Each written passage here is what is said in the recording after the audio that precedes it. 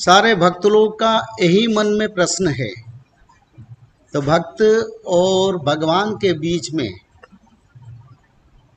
कैसे संपर्क होगा और भक्त लोग भगवान से कैसे जुड़ेंगे। और सबसे बड़ा बात है, सारे भक्त लोग आपस में एक होके कब भगवान की समक्ष आएंगे। तो भविष्य मालिका में जो सच में भक्त है, जो भगवान को ढूंढता है निरंतर, हर जन्म में, जन्म पर मृत्यु, मृत्यु के बाद फिर जन्म होता है, पर भगवान को ही ढूंढता है। ऐसे कई पवित्र शक्ति आत्माएं धरती पर जन्म हुए हैं। सत्य, त्रेता, द्वापर और कली युग में, चारों युग का भक्त इस युग में अंत में सब जन्म हो चुके हैं, धरती पर सब आ चुके हैं। पर भक्त लोग और भगवान के दर्शन कब का, किस जगह पर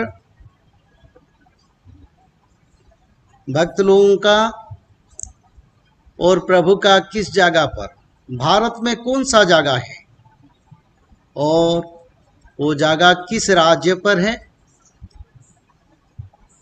कोई भूखंड पर, जिस जगह पर, जिस भूखंड पर प्रभु और भक्त लोगों का मिलन होगा।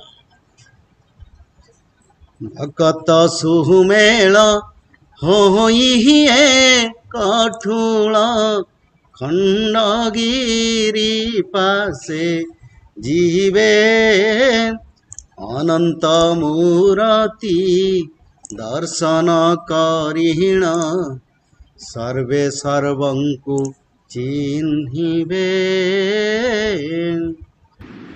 यानी सारे भक्त जब 16 मंडल का गठन हो जाएगा, विश्व में जो भक्त लोग भगवान की संपर्क में नहीं, वो सभी सुधर्मा महामहासंघ सत्य सनातन विश्व सनातन धर्म में जुड़ेंगे।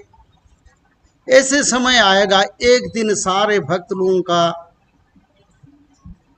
वही जगह पर, जिस जगह पर भगवान के दर्शन देंगे, जो मालिका में लिखा है, भक्त सुमेल होई एकठुल खंडगिरी पासे जीवे। यानी भारत में बहुत सारे गिरी है, बहुत सारे पहाड़ है, पर एक गिरी एकाम्र नगर श्री लिंगराज क्षेत्र, जहाँ देवदेव महादेव माता भवानी निवास करते हैं, और श्री जगन्नाथ क्षेत्र से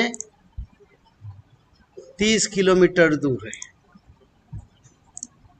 वही एकाम्र क्षेत्र पर भगवान कल्कि का भेंट, एक पहाड़ है जिसका नाम है, उसको गिरी बोलते हैं, पहाड़ नहीं गिरी बोलते हैं, क्योंकि गिरी जो है वो गुप्त होता है, थोड़ा बहुत ऊंचा होता है, पहाड़ जो होता है बहुत ऊंचा होता है। तो वो गिरी का नाम है खंडगिरी। यानी एक गिरी, टूटा हुआ गिरी, पूरा गिरी नहीं है, खंडगिरी है। वही गिरी पर प्रभु भगवान कल्कि के साथ भक्त लोगों का जन्म होगा। भक्त सुमेल होई एकठुल खंडगिरी पासे जीवे अनंत मूर्ति दर्शन करिण। यानी भगवान को दर्शन करेंगे, अनंत किशोर प्रभु को युवा अवस्था में भक्त लोग दर्शन करेंगे। और सभी भक्त जैसे वानर सेना में कोई थे, सब गोप वृंदावन में थे, ऋषियों वंश में सत्य युग में थे, वो आपस में जान पहचान हैंगे और भक्त के मिलन होगा। कितना पवित्र का धारा है।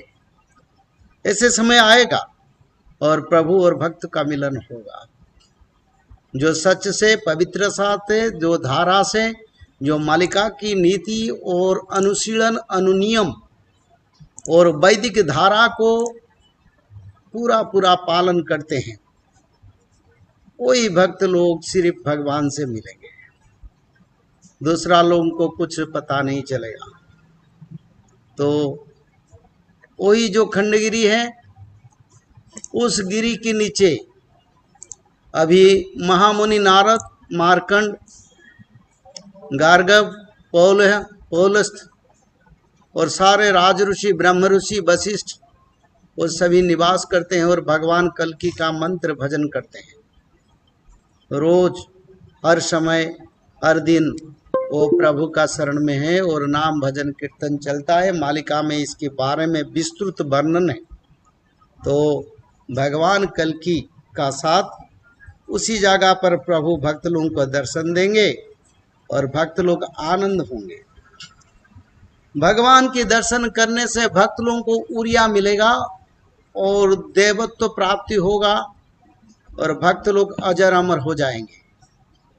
चाहे कितना महामारी तबाही पंचभूत का प्रलय आए, थोड़ा सा तो मुश्किल कर सकता है, पर भक्त लोगों को कोई मिटा नहीं सकता, क्योंकि भक्त ही भगवान की अमूल्य धन है।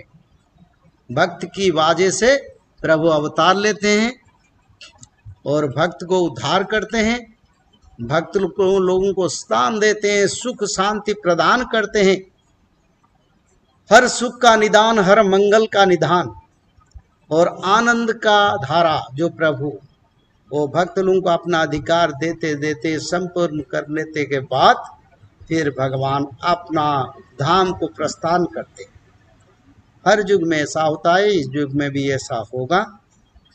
पर सबसे बड़ा बात है सभी भक्त लोगों को संयम और जो वैदिक धारा हम बता रहे हैं उसको कड़ा कड़ा एक एक करके पूरा पालन करना जरूरी है, क्योंकि ये मति भ्रष्ट, नीति भ्रष्ट, आदर्श भ्रष्ट संसार में धर्म का स्थान नहीं है। धर्म डूब जाता है। धर्म को उद्धार करेंगे भक्त लोग। कई साधु संत लोग भारत जैसी देवभूमि पर है, पर पवित्रता और संस्कार भी जरूरी है। पर उन लोगों को भी इसके बारे में और कुछ काम करना पड़ेगा, क्योंकि समय ही ऐसा है जिस समय हमको फिर आगे जाना है। और धरती जब पाप की धारा में कंपन आता है, बार बार भूकंप आता है, धरती पर पंचभूत का प्रलय संगठित होता है, उसी समय अगर धर्म का प्रकाश होगा, गौ माता का रक्षा होगा, सत्य सनातन धर्म का प्रसार होगा, हर घर में श्रीमद् भागवत का पठन किया जाएगा, तब लोग उद्धार पा जाएंगे। तो सारे भक्त लोगों का एकत्रीकरण होगा, प्रभु भक्त के साथ मिलेंगे, धर्म संस्थापना के लिए भक्त लोगों को जो जो उनका कर्म है उसको सौंपेंगे, उसी हिसाब से विश्व में धर्म संस्थापना काम आगे चलेगा। तो सारे भक्त लोगों को मैं यही विनम्रता के साथ निवेदन करता हूँ, भगवान की शरण में धर्म संस्थापना के समय और समय को समझकर अपना कर्म को विचार कर, अपना अंतरात्मा हृदय से विचार करके कौन अच्छा कौन बुरा है, ऐसे कर्म करो जैसे हम इस जन्म को सार्थक करें और अगले जन्म को सार्थक करें और इस जन्म में अनंत कोटि ब्रह्मांड के प्रभु के शरण में आके उनका दिव्य दर्शन पा सके।